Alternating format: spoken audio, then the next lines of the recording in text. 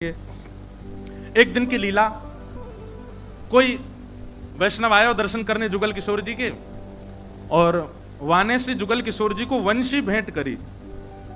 महाराज जी एक बहुत सुंदर भाव यहाँ से ये मतलब कई लोग आमे वंशी लेके ठाकुर जी के लिए, और हमारे लाल जी छोटे हैं, कोई को पता नहीं रहे, टीवी में देखे तो बड़े दिख रहे, तो बड़ी बड़ी वंशी ले आए, कोई छोटी ले आवे, कोई बड़ी ले आवे, कोई मोटी ले आवे, कोई पतरी। अब सबकी वंशी ठाकुर जी धारण नहीं कर पाते, लाल जी को जितना अवकाश है उतनी वंशी ले में। लेकिन हरिराम व्यास जी की एक कथा से एक बात सिद्ध दे रही है, कैसी भी वंशी आवे लाल जी के पास पधराओ जरूर। क्यों? तो एक वैष्णव ने श्री जुगल किशोर जी को वंशी पधराई, सन्मुख भेंट में दी। हरिराम व्यास जी ने पर्दा करके और वो वंशी उठा करके जुगल किशोर जी की भुजा में धारण कर, तो जुगल किशोर जी के जो हस्त कमल के बीच में अवकाश था वो छोटा था थोड़ा, और वंशी वहां में भीतर जावे नहीं। हरिराम व्यास जी बोले, नेक इतनी सी नेक और पतरी होती बंसी तो सोई भीतर चली जाती। लेकिन उन्होंने मन में विचार किया, नेक ही तो अंतर है, नेक जोर लगा के देखूं, नेक जोर लगाऊं बंसी आई जाएगी।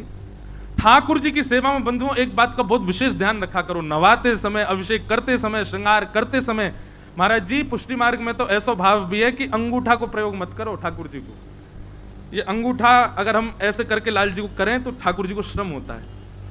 उठावे बैठावे के काजे भले ही ऐसे हाथ कर लो, लेकिन ठाकुर जी की सेवा उंगलीनते ही करो, क्योंकि बल लगता है अंगूठे में, ठाकुर जी को श्रम हो जाएगा। इसलिए बात करें तो भाई आपकी इच्छा, आपके लाल जी को स्वरूप के स्वभाव के अनुसार, लेकिन ठाकुर जी के श्री अंग पर ज्यादा जोर नहीं लगना चाहिए।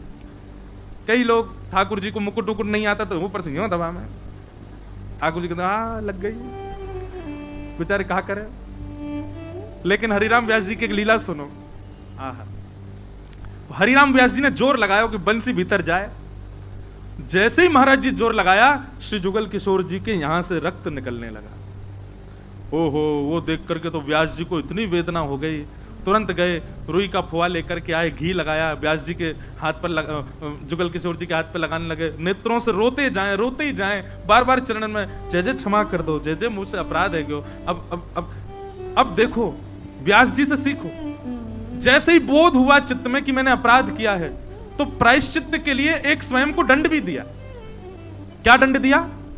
कि अब मैं नित्य सवेरे श्रृंगार करके जुगल किशोर जी को सजा करके बालकों से कहूंगा कि सेवा करो, और मैं वृंदावन की साय सूर्य अस्त तक परिक्रमा ही लगाता रहूंगा, वृंदावन की परिक्रमा लगाऊंगा। ये मेरे को दंड अपने आप को दिया उन्होंने। मैंने जुगल किशोर जी को श्रमित कराया, सुबह भोर में मंगला आदि करके श्रृंगार करके, और श्री हरिराम व्यास जी निकल जाते और पूरे दिन वृंदावन की परिक्रमा लगाते, कुछ अन्न जल कुछ ग्रहण नहीं करते, और सूर्य अस्त तब तक नहीं हो जाता तब तक वृंदावन की परिक्रमा ही करते रहते, और रोते रहते, क्षमा मांगते रहते, ठाकुर जी से मैंने अपराध कर दिया, मैंने लाल जी के लगा दी।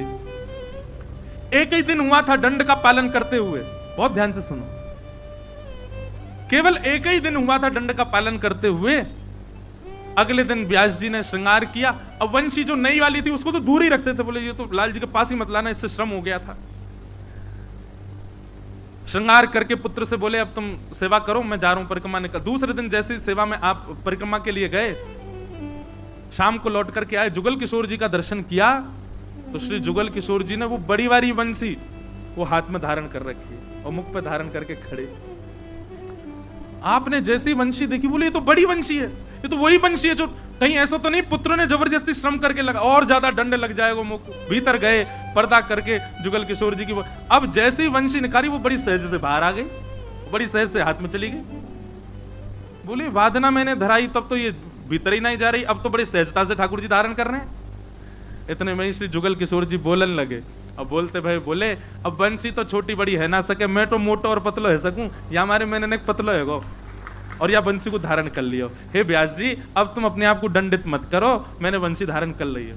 और आज भी श्री जुगल किशोर जी वही बंसी धारण करते हैं। ठाकुर जी बोले बंसी तो छोटी बड़ी ना होगी, मैं तो छोटो मोटो है सकूं, तो मैंने एक बड़ा है गो, बंसी पकड़ ली मैंने। जुगल किशोर जी के इतने, श्री हरिराम व्यास जी रात भर रोते रहे लाल जी के सन्मुख। जय जय, आपने कैसी कृपा की, कैसा अनुग्रह किया।